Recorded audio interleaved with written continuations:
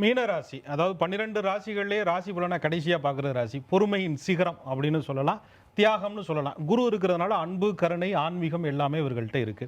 விரையாதிபதி வந்து ராசி மேலே உட்காராரு. அதை வந்து ஜென்ம சனி அப்படின்னு சொல்கிறோம். இந்த ஜென்ம சனியாக இவர்களுக்கு இருந்தாலும் கூட அந்த ராசிநாதன் குரு பகவான் வந்து கடகத்தில் உச்சமாகி சில மாதங்கள்லேயே ஒரு 2-3 மாதத்தில் ஜூன் மாதத்துலேயே ராசியை பார்த்துறார். ஒரு மனதிடம் வந்துடுது. ஏன்னா மீனம்னாலே ஒரு கனவு உலகம். நான் இப்படிலாம் செய்யணும், இப்படிலாம் பண்ணணும், இப்படிலாம் நான் உழைக்கணும் அப்படின்னு நினச்சிருப்பாங்க. அந்த கனவை நினைவாக்கக்கூடிய ஒரு சூழல்களை சனி பகவான் உருவாக்குறார். சனினா உழைப்புங்க.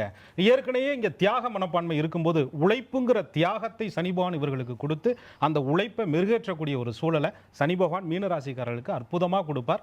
ஒன்று மட்டும் மீனராசிக்காரர்கள் கவனமாக இருந்துக்கணும். ஏன்னா மீனை பிடிக்கிறதுக்கு முன்னாடி இறைய போடுவாங்க. அது வந்து மீனையே பிடிக்கிறதுக்கு தாங்கிறத புரிஞ்சுக்கணும்.